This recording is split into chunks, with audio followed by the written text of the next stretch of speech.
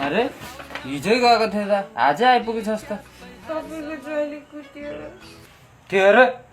तिल्ली खुरे ज्वाइँको यत्रो हिम्मत आज यो ज्वाइँको कराउ नगर्ने भएन ज्वाइँ ए ज्वाइँ बाहिर निस्क आएन पो ए बुवा पो है छोरी उहाँ ज्वाइँले कुटो भनेर रुँदै आउँछ ज्वाइँको हालत यहाँ टिफरले ठोके जस्तो छ होइन खास कुरो के हो बुवा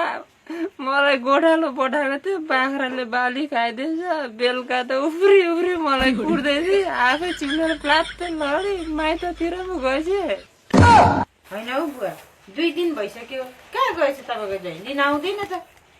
एउटा रथको पाङ्राले अर्को पाङ्रालाई फुस्किने गरी हानेपछि ढिलो भइहाल्छ नि 1 महिना जति लाग्छ होला ज्वाइँलाई निको हुन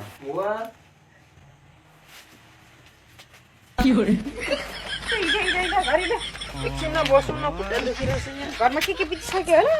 ए बल्ल बल्ल त यहाँसम्म आएको